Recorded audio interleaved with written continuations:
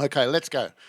Visualizing the E major scale. Okay, so the first thing you can note here, we got the what you want to do is remember. The first thing you want to remember is the order of the black notes when we go around the circle of fifths. And we know that the previous A had 3 blacks. E has 4 blacks. So that's the first thing you want to remember. E has 4 blacks. A has 3 blacks. D has 2 blacks, and so forth. Well, G has 1 black. C has got no blacks, right? And B has got 5 blacks. So that order to remember is important, right? And you want to remember the order, so you want to go C, G, D, A, E, and B, okay? Because they just build up one black note.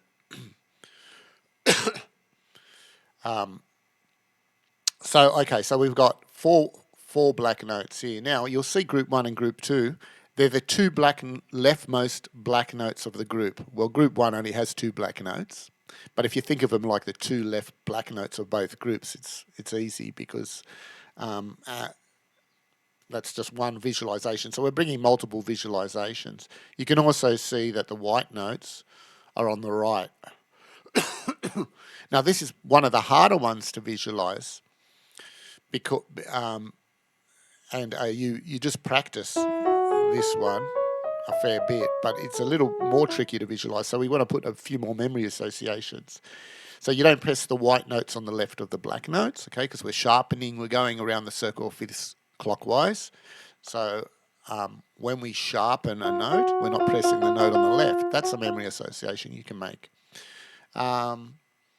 You have all the same black notes from the key of A, we mentioned that. You only need to remember one more, D sharp, yeah.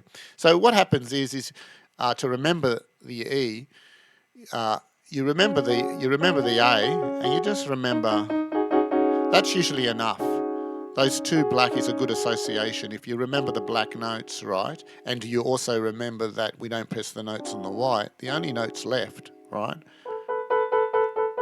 are these 2 and the E. And of course E's in it because it's the key of E, the white note E. So what we're doing here, we're just not going to rely on muscle memory. We need to look and know exactly where all the notes of that scale are. Another memory association is just remember these notes. So you're not going to be pressing that black note there because that's in the middle of here, right? So if you remember E is easy, and you remember just A and B, and then it's just these blacks, right? So sometimes you'll remember just the blacks and then the whites. But we don't want to necessarily remember it in that order, although we will because we play our scales. So the concept is to get different memory associations. So that works with anything in life. If you want to remember something, you usually associate it with something else. And sometimes it only takes one association. Sometimes you need 2 or 3. But if you can associate something with something else, you remember it easier. For instance, if you're trying to remember a name, because names can be tricky, because someone tells you your name and you continue the conversation, you go, what was his name again? Usually if you make the effort to, say, associate that name with someone else, maybe it's a friend of yours in the past. So if I meet someone, I'll say, have I ever known someone like that? And then you go, oh yeah, I used to know this guy in high school. And then you don't forget the name. Anyway, let's continue. Right hand finger placement. Okay, we're up to the right hand finger placement. So if you've seen the other lessons on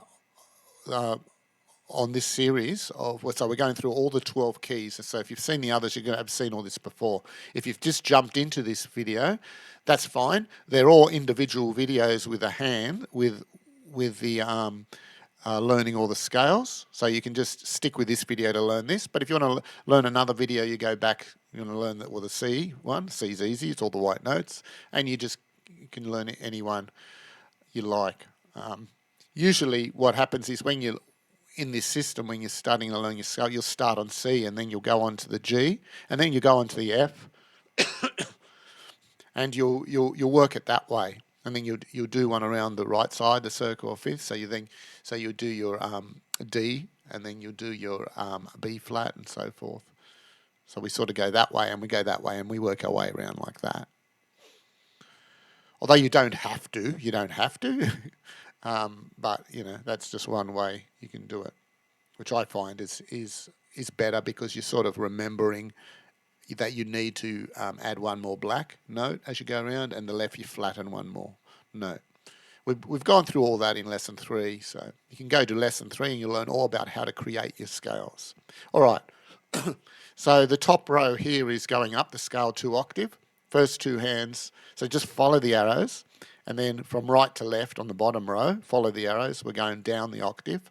Okay, so it's pretty straightforward. The first 2 hands is the first octave up the top. The second 2 hands is the high octave. Then on the bottom row, we've got the high octave first, follow the arrows to the lower octave. Now you want to note we'll just quickly look at that formula. T1, I2, so thumb 1. So if we look at E, right, we know the scale now. So you need to know the scale from lesson 3. So if you're not sure of the scale or how to make the scale, just watch lesson 3 and then come back. So your thumb is on, and I've got chapters, so you can go straight to E. Lesson 3, you can go to the description, the chapter, and go straight to the E. Okay, so we got T1. So these are how the numbers work. So going left to right when we're going up the scale, we read it from right to left when coming down. So T1, I2, M3, and then thumb on 4, right? I5, right on the 5th there. There's the 5th. Middle on 6, ring on 7, and P on 1. Now, we don't have to focus on that formula. That formula is only there for you to work out what the scale is, right? We don't use it as a crutch or anything. All these T1, M2s are all designed to work out your finger numbers. But once you work out your fingers, you visually look down and you just visually note it, right? So the whole system's designed to reduce crutches. So a crutch is something that you're looking at, right? And anything you're looking at can be a crutch. So notation is a crutch. If you're looking at it, eventually you can remember the song. Even chords are a crutch if you're just looking at them. Now, there's nothing wrong with crutches, right? But with this system, we want to reduce the amount of information. So notation, for example, has a lot of information. It's got a lot of timing information, and students are concentrating to get the timing right. This system, we don't even bother about timing because the timing comes naturally. We reduce the crutches. So we just use chords and melody patterns, and the timing is in your head, right? And when you're starting out, you follow the melody through the intervals, and then eventually your ear takes over, and you can get rid of the interval numbers when you're working out melodies. Your right hand just finds it, right? Because it's actually reading in your head the notes, right? And it's not reading like absolute notes like on a staff. It's listening for the relative pitch change.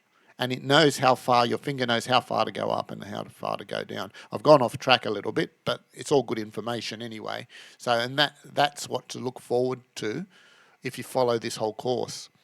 So, and we're going to get there as fast as humanly possible if you do the right things and practice the right way, okay? And don't fall into a musical rut. I'm going to do a video on musical ruts and what they are. But you need to do the right thing and always challenge yourself and pace yourself out as well. All right, we're going up right to left. So what we want to note is we want to have a look at the diagram up the top. The arrows mean a swing point. So a swing point is when we land on a finger and we move our hand. In this case, the thumb goes underneath. Now, that's a swing point, right? And it's on the middle finger on the third interval. 1, 2, 3, third interval. Okay, that's a swivel point. So we need to remember when we go up, the swing points, which is going to be on the third, right, on the 7th interval, and back on the 3rd interval over here, right? We need to remember those because the reason we just need to remember those and nothing else is because we can keep on going, right, with our fingers. We need to remember which finger to stop on and swing on, right? So we swing on the 3rd, right? Right, now, we can only land on our thumb. We're not going to land on our index, land on our thumb. And now we have to remember which is the next swing point because we're just rolling up the scale. Now, you already know the scale. You've worked that out, right? So we're rolling up the scale. Now we're going to swing on the ring finger. Come back to the thumb and then go up the scale, and it's the middle again we're swinging, and then we just finish the scale off till we get high. And coming down, we go all the way to our thumb, right? We are swinging on the thumb, but we don't have to remember we're swinging on the thumb because there's nowhere else to go. We've come down the scale, landed on our thumb. We need to know which finger we're going to land on because we could land on the ring or the second, right? And when you're playing a song, you could land on, you could do anything. But with these exercises, we're landing on the middle. Now on the thumb again, right? We've come to the end, so we've got to remember which to land on. It's going to be the ring finger, not the middle. Now this is where you can make a mistake a lot. You can go to the middle again and then you get caught up, right? So it's the ring, back to the thumb again, and then it's the middle to finish up, okay? And then this is how you're going to practice it. Middle, ring, middle, and finish up. Coming back, middle, ring, and middle, and finish up, okay? So that's the right hand. And don't go any faster than that because we also want to hear the intervals when we're playing them, but we've got exercises to do that as well coming up. All right, let's get on the left hand. Okay, left hand finger placement for the key signatures C, G, D, E. So the left hand and the right hand, all this placement works for all these keys, but we're just looking at E, okay? So again, going up, top row of hands, coming back. And again, we have middle, ring, middle. But the only difference now is when we're going up, it's the landing fingers, right, we need to concentrate on, and coming down, it's the swing fingers. On the previous diagram, if I just go back, you can see going up was the swing fingers and coming down was the landing. Now this is the opposite. So with the left hand, we're going to put it on E. So I'll put it down here, right? And we're going to go all the way to the 5, right? All the way to... Now we've run out of fingers now, so we're going to swing, but we need to know which finger to swing on. Is it going to be a 4th, a 3, or 2? It's going to be the middle. I said actually finger numbers. I come from a traditional background, so I've still got them in my head. I've tried to be getting rid of them for a while. Here we go. So it's going to be the middle finger, right? We land on. So we go all the way to the thumb. Now it's going to be the ring finger, then the middle finger, and we finish up. Okay, that's the left hand. So coming back, right, we swing now on the middle finger, come down.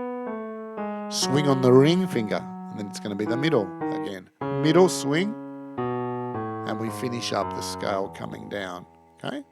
So when we practice, we're going to go middle, ring. Oh, sorry. This is one place I always stuff up too myself. So what I did then, do you see what I did? I went middle straight away. You got to remember, coming on the left, that you go right to your thumb, right? Not middle here, because remember, we're not swinging anywhere here, right? There's nothing you can do here, right? Because we're going up. So you have to go to your thumb. Now the first swing point is that middle is there. So once you get past that, middle, ring, middle, and we finish up, right? Now we're coming back, the middle comes straight away, middle, we go to the ring, middle, swing, and then come back like that. That's how we're going to practice that.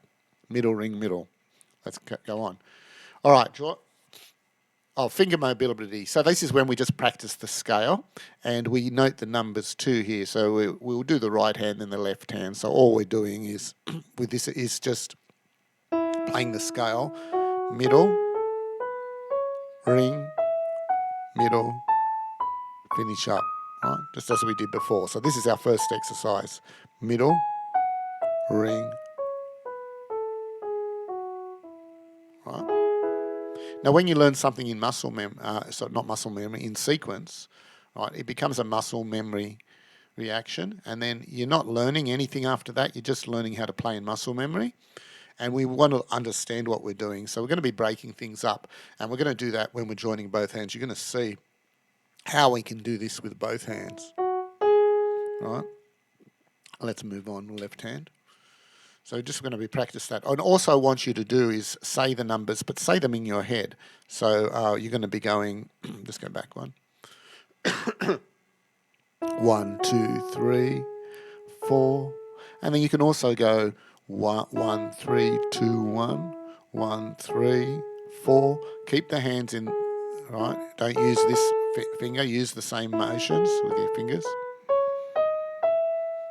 Okay. 1, 2, 3, 4, 5, 6, 7, 1, 6, 7, 1, 5, 7, 6, 1. Break it up a little bit, because what we're trying to do is we're trying to not rely on muscle memory. We need to look down and know where these things are instantly. The only problem with doing anything in sequence, it's how our brain remembers things.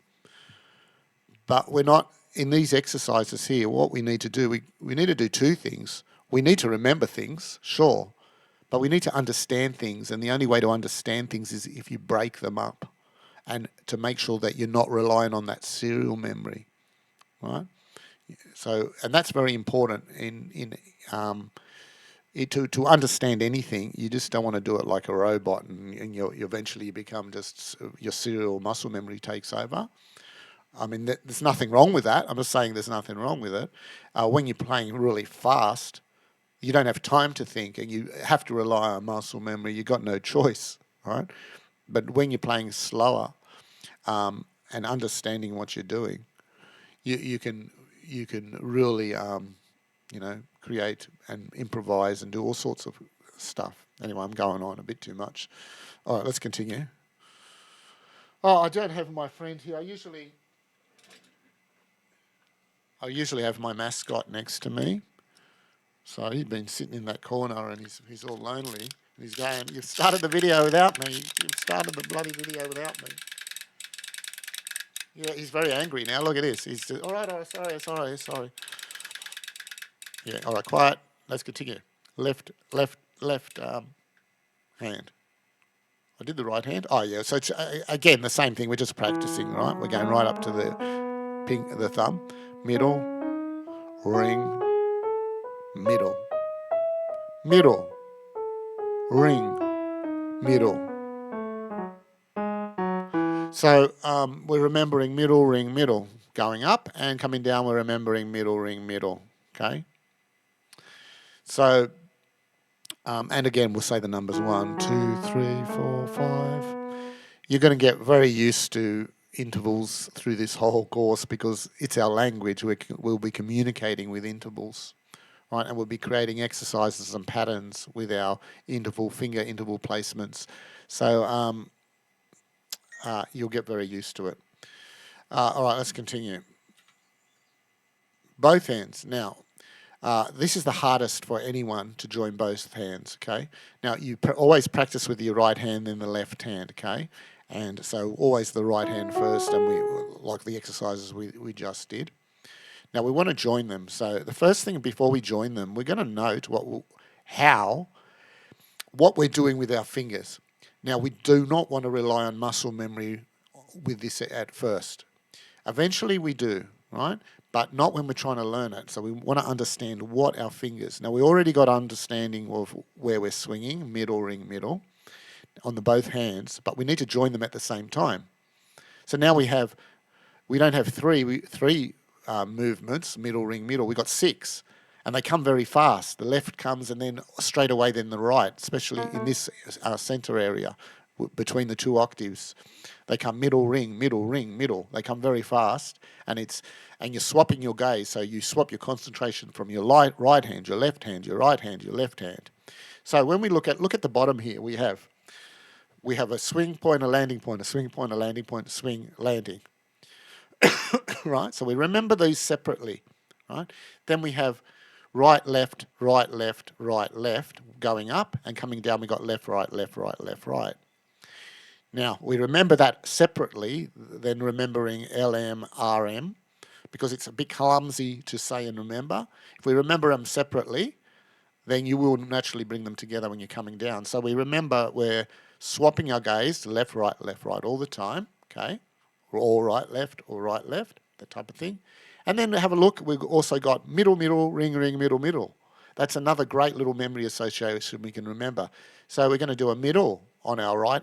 So we're going to start doing a middle on our right hand, a middle on our left hand, ring on our right, a ring on our left, a middle on the right, a middle on the left. Right? And then we're bringing them together. So we're going to remember that, right? So we're going to start, we'll start down here, pinky on 1, right? P1, LP1, left pinky on 1, right? T1, right thumb 1, right? So we already know that we're going to come to our pinky on the left, our thumb on the left, right? So the first swing point's going to be here, where we swing our thumb under, right? So that's right middle, right? So let's just do that. Now we're here, right? Now, right?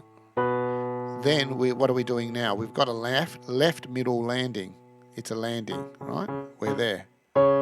Then straight away from that left middle landing, we have a right ring, and then a thumb. The thumb we can consider as like a little rest point.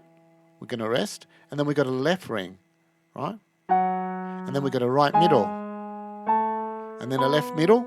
See how quickly they come? And then we've got a left middle, a right middle, a left ring, a right ring. I missed one. And then the right middle. I missed the left middle. So coming down, right? So from right to left, that left middle and then right middle, right? So you can see going slowly like this, you're not relying on muscle memory, but you have to remember what you're doing. And it's harder, and it is harder to do. But if you can do this and you do it really slowly, you'll find when you get to muscle memory, it's going to be a breeze. Well, not a breeze, but it's going to be easier for you. What you can do too when you're practicing this, again,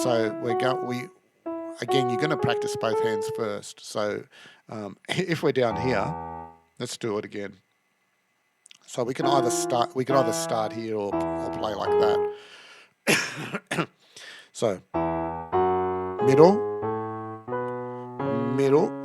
right? Ring, thumbs. Thumbs are like your rest point. So we're going to go back down, and we're going to go ring, thumb, ring. So you ring on the left, thumb, ring on the right. Ring, thumb, ring. Middle on the right, swinging. Middle on the left, landing, coming back. Now, with the right hand coming down, it goes to the thumb, right? So the first middle is going to be here, your left. Middle, we swing. Middle, ring over here. Thumb, ring over here. Middle, over here. Middle here on the right. Okay, so I missed it. The reason I missed it when I was coming down before is because it was so quick. So you've got to remember it's the next note. So when we're coming here, it's middle, ring, thumb, ring, middle. Middle, ring, thumb, ring, middle. That's another association you can think of. So it comes first. Now, eventually you can get it. When you're doing it in muscle memory, right, when we get to muscle memory, you're doing it with a rhythm. And what you're remembering now is that melodic rhythm. Right? And we are extremely good at remembering melodic rhythm. Right? And that's how this whole system, how we're going to learn, by our ability to hear melodic rhythm. If we couldn't hear melodic rhythm, we wouldn't be able to recognize songs. And everyone can do that. You know, you'll hear a song and you've never heard it before, or you haven't heard it for a long time, and then you instantly remember it. And we wouldn't be able to communicate if it wasn't for melodic rhythm. Right? We can hear pitch changes. That's how our language. So we're extremely good at doing that. We just got to now get it from our brain into our fingers, right? And this is the process how to do that. So we can hear a song, and when we're first learning, okay, we're going to learn the intervals, okay, and try to work it out. But eventually, we can even get rid of the intervals. So when I learn a song, I don't put the interval numbers anymore unless it's a particularly difficult classical piece, and then I do have them, but they just become a guide for me to improvise. But you'll get to a point where you can just have the lyrics, ultimate guitar tabs. You can bring a song in, and you just have the lyrics, and you're just playing the melody you hear in your head, and your fingers find the notes, right? They'll find them. So we want to get to that point with these lessons, right? And we're going to make it as fun as we can. So we're going to move on, and we're going to start to do some training, right? Which helps with getting to that point, right? So it's not just boring scales we're learning. Scales are fundamental for any musician, right? Because all music is based on alterations to our scales, right? Particularly modes in the scale, right? So let's continue. All right, so we got middle, middle, ring, thumb, ring, middle. See how they come straight away? Middle, middle, ring, thumb, ring, middle, middle. Okay? And that's how we're going to do it. Okay, both hands muscle memory. So we want to practice right then left first. Okay, so with the right we're going to go middle, ring, middle, finish up, middle, ring, middle, and we do that in the left hand.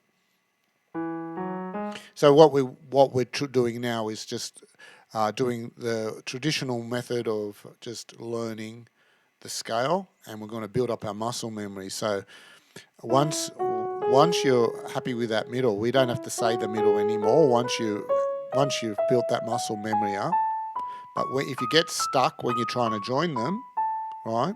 If you're coming down, when you got to. So if you come down right and you get stuck, you got to remember. Oh, it's the middle, ring, middle. Just remember middle, ring, middle, and that will help you. And you also just remember that you're going to start on the left. It goes all the way to the thumb, right? Because there's nothing to do with the middle here. There's nowhere to swing or do anything. So you're obviously coming in your thumb, middle. Then you're going to remember that ring right in the center, and then middle. Coming back, the middle. You got to remember that ring there, and then the middle. I find that ring is the hardest to remember. Right? But once you remember that, the middle, ring, and then the middle is just next. Middle, ring, middle. So if you're finding one particular thing harder to remember, just emphasize it a bit more. Say it a bit louder. Middle, ring, like that. Ring, middle, middle, ring, middle. So we want to make something that's tricky to remember, we want to make it stand out for us a bit more. So that's why we emphasize it a bit more and we slow it down. And eventually we're just going to go down. And now what we want to try to do, right, is remember where our fingers go. Right, we've got to remember that's the ring. And let the muscle memory take over. So I stuffed up there straight away. You see that? I'd put my ring. So you've got to remember.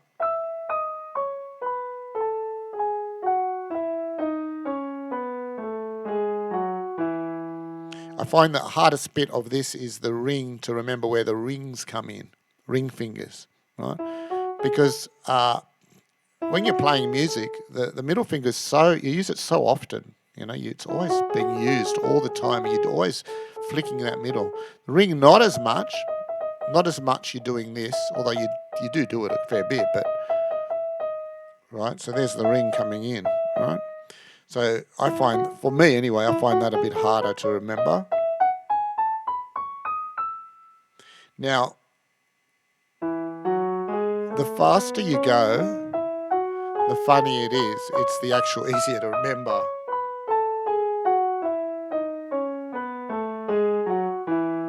So you want to go slow, right? So we want to first go slow, which doesn't rely on muscle memory, and then we build it up. Ring over there. So if you're finding that you're getting stuck somewhere, right? So you're saying middle, ring, middle, but if you get past the point where you can play it with the middle, you just got to remember that ring, right? See with the left hand what I did then?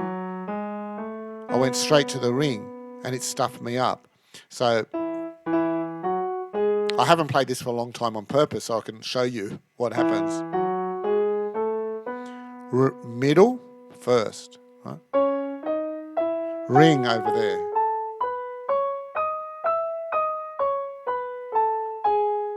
Now, when we're coming back, you see, look at the right hand. See how to put it on the ring? Coming back, it's a middle first, then ring, middle, down, middle, ring.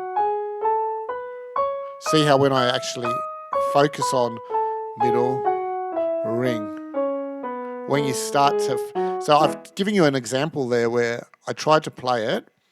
I haven't played this on purpose for a long time, so just because you do get rusty if you don't do something. So I didn't focus and just try to play it outright with muscle memory. You see how stuffed up. But then as soon as I start to come back and started to notice and say the middle ring, it all fell into place, right?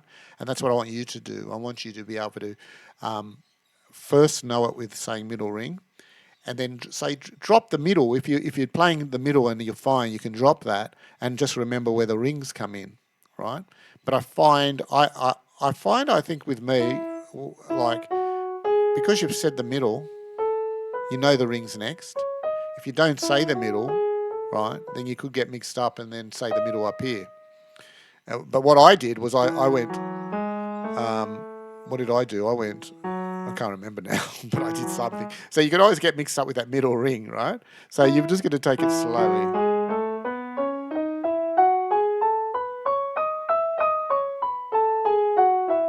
Now, you see what I did then? I don't know if you noticed, but when I came back, and when you stuff up like that, when you're coming back, I went straight to the ring, coming down, okay? So middle first, then ring.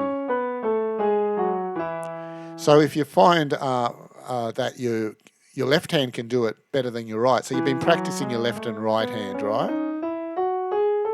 And if you find that you're stuffing up one hand, well, then just concentrate on that hand coming down, so... Right, so I know I'm coming to all the way, right? And then I'm going to go the middle ring, middle. Middle, ring, middle. So now I just concentrated on the right hand. And I was playing the left hand because for some reason the left hand I can play it better than the right. So you can also do that. So because it is harder to go middle ring, middle too, when you're learning it slowly, we want to build it up now into muscle memory, right? And muscle memory, we're not saying middle ring, middle, we're just playing it, right? But when you learn it with muscle memory, that's all you know how to do. So with this whole system, we try to give you some understanding too. All right, let's move on. All right, ear harmonisation training. So what we're doing with here, we're playing a melody over a chord, right? That's the idea of where we'll be getting to. We'll be listening to chords and working out melodies, right? So with this exercise, we're just going to hold down the E because we're in the key of E. And we're just going to play the scale. And we're just listening. And we can play them both together, octave down as well. And we can go up 2 octaves.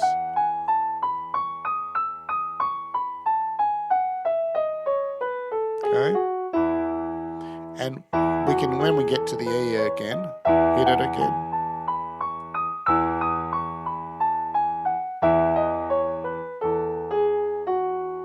Now I want you to also do this.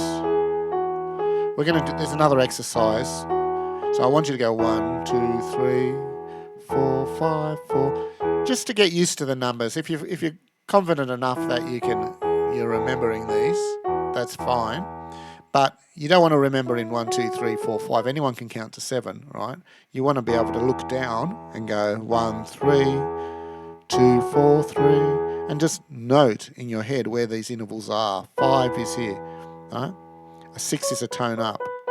6, tone up. 4 is a tone down. As I said, we're going to do a separate video on this, how to find every interval.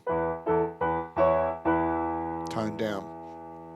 All right, so that's all we're doing with ear harmonisation. Now, tonality training, we want to listen to a melody. Listen to the key signature. So we're hearing a scale. So when a singer sings, they sing in key, so they can hear what key they're in. Now, the way we do that with this is we just hold down the pedal. So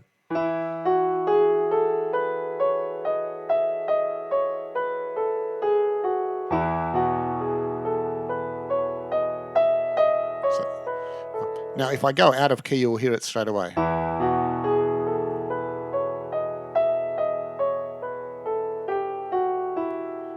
You see how I went out of key, right? That happens to be E melodic minor now, right? This is E major. If I drop the third, Ionian flat 3, right? Like that. That's E melodic minor. That's an equivalent. I call that a modal equivalent. We're going to get to modes. I can't wait to start teaching modes. There are going to be a lot of videos over the mode section, and we're going to take that slowly because there's a lot of new information never before seen on the internet, and it's all in my book, part A of my book. So we're going to take that slowly. So all these lessons are taken from my book. So I've got endless content now to make endless videos, but I've got to make sure that they're informative, and I need feedback to do this as well. So I'm relying a lot on questions, you asking me questions, and at the end of each of these videos I have Q&A. I've been a bit dry on questions at the moment, so I haven't put any new questions on this video. I must have written my book so well that no one's asking questions. I don't know. I don't think so, but excuse me. Interval recognition. Now what we're trying to do is we're just trying to hear the intervals. Now a second, it doesn't matter what key you're in, a second always sounds the same, right? It doesn't matter where that second is, right? It always sounds like a second, right? But we're listening here, and then we're going to press the note E, and then we're going to play the scale pressing the note each time.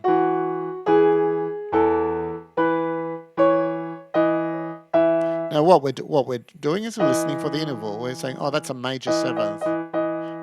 There's seventh. That's a 6. Right? Now we know with our 5, that's a 5. See how 5 is the smoothest? 6 is a tone up. 4 is a tone down. And we're listening for that sound. We're training our ear to hear the intervals. Now, you're going to find out that all these exercises are a bit boring, you know, I must admit, they are boring. The way you'll end up doing it is you'll just be learning as many songs, and you'll find it quick to learn songs, and you'll get better and better and better at it, where you can have a song up and the melody is just in your ear, you know, and you'll find it. Your hands will magically fall. Once you have the chords and you can visualize the chords, your hands will find them. And eventually you train your ear to hear the song, right, and play, right? So you're recognizing chords within a key. But we do that last. That comes naturally, and we don't want to waste time trying to work out what chord we're playing, because it doesn't sound good when you're trying to play and you're not sure exactly and you're trying to work out what chord it is, right? And you need to know how to read chords and play chords. All right. I'll just put this audio up a bit here. So that's interval recognition. Let's keep on going. Okay, melody training. We put in a constraint. So a constraint is to reduce the amount of options, to focus on some aspect to learn, so we can learn better, right, if we focus. So we've put a few constraints on this exercise. And so what we're going to do in this exercise, we're going to play the scale, we're going to create melodies, make up melodies, but we can only move up the scale, right? We can't jump or skip notes, and we must use the allocated finger numbers. Now we can just play E here, right? If you want to put the 5th in like I have there, that's fine. There's a 3rd, keep that free, because we want to hear the 3rd up here. And we're practicing our finger movements too here. 1, 3, and I want you to note the intervals when you do it silently in your head. So you're going down and you're going, oh, I'm on the 3, 4, 3. Because when you note the intervals, you're building up that association in your brain to hear it and know what it is. So you're putting a language to what you hear, right? And once you can put a language to what you hear, your fingers will naturally find it, will automatically go there, right? And also you have the visual as another memory association is your visual, what you're looking down. And if I'm looking down and go 3 and say 3 in my head, it's very powerful. You've got a whole lot of memory associations you're bringing together, and you start to learn that quite quickly, where the 2 is and where the 3 is. Fives are very easy. I'm going to quickly show you how to find the 5s right now. So this is a little tip, which I'm going to create a whole video. But fives are very easy because your fingers have 5 fingers, right? You've got 5 fingers. Now, they don't correspond to the intervals 5, because when we just put a finger on every note, just have a look here. There's a 5th. To find all the 5ths on the piano, right, I just move up. There's the next 5th. So if it starts on a white note, it ends on a white note. That's the first memory association to make. 5th, 5th, 5th, 5th, 5th. I'm going to do a separate video on this. But if you've come this long into the video and you're still with me, you've got a bonus now. You're ahead of the rest. 5th, right? 5th. So lands on a white note, ends on a white note. The only exception is when we hit the B. And we're going to note, see the semitone here? See where it lies? A 5th is a tone, and a tone and a half. So 3 tones and a half. So if you see that semitone, we can see that there is a tone. There's tones here, right? Because there's a semitone. See there's a semitone there now? It just shifts. See the semitone there? We're still in a 5th. We'll put every finger on there. Semitone's over there. Semitone's there, so we know we're on a 5th. But we remember, so let's see, this is another memory association. Now when we get here, we've got 2 semitones, so there's something wrong. We need another tone. So to make it a tone, we can either rise that up or bring that down. So B and B flat is our exception on a 5th rule. So I call this the 5th rule, right? So we do that when we get to the B. We just raise it. So that's a diminished, we call that a diminished, -5. That's the 5th, that's a 5. Now, on the black is exactly the same. Note your fingers, that they don't spread or shrink. Whenever you made that C, that's the general shape, right? Even for the B flat, you just have to stretch it a little bit to reach the B and the B flat, like that. So, the rule is, if it starts on a black note, it's going to end on the black note. There's a 5th, there's a 5th, there's a 5th, there's a 5th. Until you get to B flat. Now, you'll see that that's a big stretch there, and you've got those 2 spaces there. So what you have to do here, right, is that comes down. So the exception's B flat. So all you have to remember is B and B flat, right? And remember to do this. 5, 5, 5, 5, 5, 5, 5, 5, 5, 5, 5, 5, 5, 5. You remembered the 5th on the B and B flat. So you remember that something separately. And then you go back to the rule. Starts on a white note, ends on a white note. Starts on a black note, ends on a black note. And a 5th is just my 5 fingers like that. 5, 5, 5, 5, 5, 5, 5. When we get here, right, see? 5, 5, 5. 5, 5, 5, 5, 5, 5, 5, 5. And if it starts on a black, ends on a black. 5, 5, 5, 5. Right, see what I did? So, starts on a white note, ends on a white note, starts on a black note, ends on a black note. Only exception is B and B flat. You know all your 5ths. Now I'm going to do a separate video because I've just shown you how to find all your 5ths very quickly on the piano. And the same applies with your left hand. Keep the shape. Right? I'm not going to go over the left hand, but it's exactly the same rule. Okay? You know all your 5ths on your left hand. All right? Because you know all your 5ths, you now know every single interval, and I'm going to show you how to find them extremely quickly because you have your 5th and an octave as a reference point. Right? Octave's very easy. It's just the same note. You've got to wait for that video. It's coming. It's after I do all these videos on the scales, I'm going to make that video. And I've never seen this ever before taught. And I've been watching a lot of videos on internet, teaching. No teacher's ever told me this. This is stuff I've made up to help you remember. And I've got a lot of new stuff in my book, stuff that I've invented, especially when it comes to modes, on ways how you can create songs and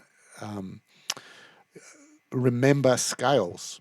right? Because so any scale you invent, right, it has a harmonic sequence of intervals. But I've got methods to remember that. So any scale can be represented as a mode and an alteration. And I explain all that in my book because we know all the major scales, we automatically know all the modes, and I'll show you why. I'll quickly show you now. So here's another bonus. I'm letting this video go a little bit for a little bonus. So if you know your scale, right, you know your Western major scale, tone, tone, semitone, tone, tone, tone, semitone, and you know the harmonic interval series is 1, 2, 3, 4, 5, 6. You know all your modes because if I play now from D to D, that's a Dorian mode. Is the Phrygian. I'm playing from E to E. I'm just playing all the white notes. I'm playing all the notes in the key, right? So I just have to remember where to start and stop. If I'm playing F, I'm playing the Lydian, right? I'm just going to start. And it's a similar finger numbers, right? It gets a bit different when we're on the black keys, but what we can do also, we can start on our thumb. As if we're playing the scale. We'll start on our thumb with the F, that's fine, right? And we could do that. This one there, right? So there's different ways we can play the scale finger numbering, but I'm not worried too much about that now. I'm just explaining this concept. Okay, G is called a mixolydian. We play from G to G all the white notes. So you can see that once you know the major scale, you know all your modes. And here's the minor. So this is the famous minor, right? Relative minor, and this is a natural minor. And they've promoted this to a key for some reason. I don't know why. No one's ever explained that to me. I've never read anything that why they explain why that's a key, right? Because any one of these could be a key then. If that's a key, then why don't we call this a key? Why isn't this a key? And it just makes it more confusing. You're better off just knowing that it's a mode and leaving it at that. Anyway, I ramble on about that. Okay, and then we got the Dorian. You hear how they have all different sounds? Right? They all got different sounds, right? But you know all your modes. So if you know your modes right, here's Ionian, and I know, so if I say Ionian flat 3, it means I'm flattening the third, and now I've got a different scale altogether, and that scale just happens to be a melodic minor scale, which is this scale. Same scale as this. It's exactly the same sequence of intervals. So it's what we recognise in our ear is the sequence of intervals that stands out, and with melodies, with scales. So it's when a tone, a semitone comes, and then you have a tone. You might have a two-tone jump, right? So it's that melodic interval series. But this whole system, we don't even concentrate on trying to learn the melodic because it's how we hear. We don't need to do that because it's how we hear music, it's how we hear language, it's just a melodic series. But to be able to play, what's more useful is to know the harmonic series, to know relative to some bass note, because we're usually playing a chord, right? So we need to know that that's a 1, 2, 3, 2, 1, 2, 3, 4, 3, 2, 1. I've been going on, but there was a lot of good information there, a lot of good information. I don't know if I've lost you or not, but you go over and listen to that again, right? And try to understand that. But we're going to have a whole course. We're going to have the whole course, right? So we're going to go over all this. So to become a member of this Akousunesis club and become a student, right, of the school, you just have to purchase the book, right? $25, and you're in a course that's going to teach you how to play piano, right? So this is a very exciting course, and I've got to spread my time because I'm going to get a lot of students. I know I'm going to get a lot of students already. They've already started buying my book, so I'm going to get heaps.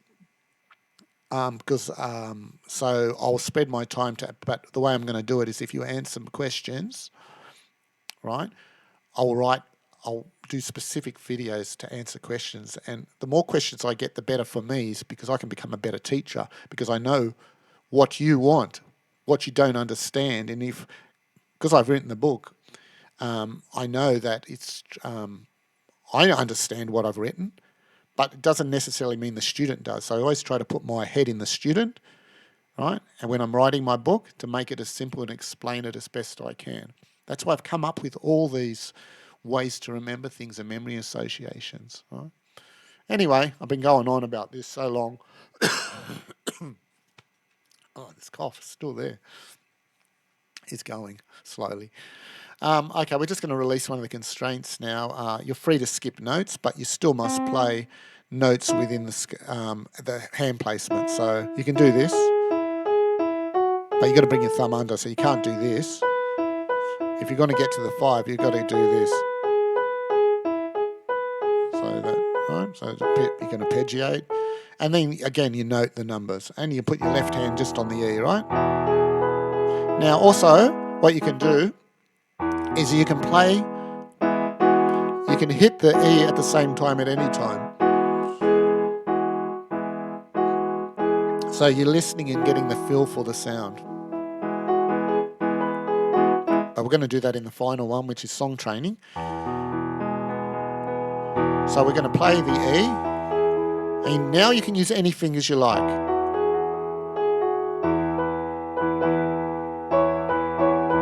See my little pinky's just moving up and down. That's a major 7th.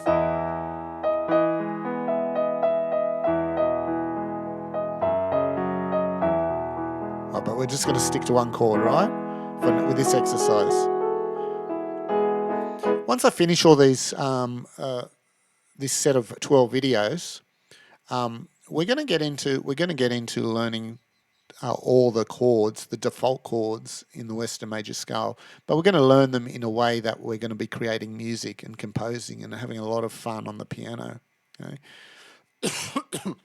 So with this exercise, it's the beginnings of trying to listen for intervals. Right? They all have feelings. Right? It's about feelings. And you're trying to train we're training our ear to hear those intervals and develop what feeling it gives for us when we're playing it. And you'll do that over time when you learn more songs. The more songs you learn, the better you become at this, and the quicker you learn songs. The quicker you learn songs, the better you become, the better, it's a feedback thing. And eventually you'll be able to learn songs quite quickly, right? To perfect the songs, it's still going to take a little bit of time, but you'll be able to learn the song quite quickly, and it's just a matter of getting better at it, That's it. Questions and answers. I don't have any questions because this is still taken from the last video and no new questions at the moment. So please bring in your questions, and I can put them at the end of this video and I'll mention them. Anyway, that's the end of the video. All right, lesson 9 will be the last lesson for the left hand finger placement. On the B, we still have the same right hand, but on the B has a different left hand finger placement. And then we're going to go around the circle fifths anti-clockwise. We're going to go to with F, B flat, E flat, A flat, D flat, G flat. Right, so we're going to go that way. Okay, that's it. That's it for this lesson. This has been a long lesson, right? But you got some some tips. The PDF of this lesson is available for $5. My book, there's a link in the pinned comments. I have the link to the book, so you can go straight and purchase the book. 25 Australian dollars, cheap as chips. You're supporting this channel, but not only that, you're supporting yourself to be able to play music. So it's a commitment, right? You make a commitment to yourself, and purchasing the book says that, I'm committed to this method, right? And I will commit to creating better videos, answering your questions, and creating better and better videos. Right? If I'm putting too much information in a video, I need to know that. Do I make them smaller? That type of thing. So I'm learning as well, because this is new for me. This whole teaching on the internet is very new for me. I'm used to having a student you could read next to you. You could read them and know where they're at. It's much harder to teach online. but I think there's more potential, and I think we can work with this, and we might be able to do conference calls, maybe have live. I've got a lot of plans for this channel. I want to bring it to one day having live teaching, make it fun, make it more interesting and fun, because learning piano can be a bit, boring. It can be. And I'm trying to make it as exciting as possible, which is not easy. But down the track, I think I've got a lot of plans to build this channel up. And it's very exciting. So I'm very excited about that. So anyway, that's the end of this lesson, and we'll see you in the next lesson. And say goodbye to my little friend. Say goodbye to my little friend. You say goodbye to the audience. What? What? He's just going on about how he is excited as well about where he's going to go. This character's going to one day come alive. I've got some drawings coming from my daughter. She says she's drawing this character. So you're going to see this character on my presentations. He's going to come alive. So I've got a lot of good things want to happen for this channel. But the main focus, with all the bling, all right, it's going to get a bit more blingier, this channel. But I never lose track of the focus of teaching you to play piano, because that's what it's about, right? So, all right, that's it. I've said enough. End of video. All right. Okay. Bye. See you next time.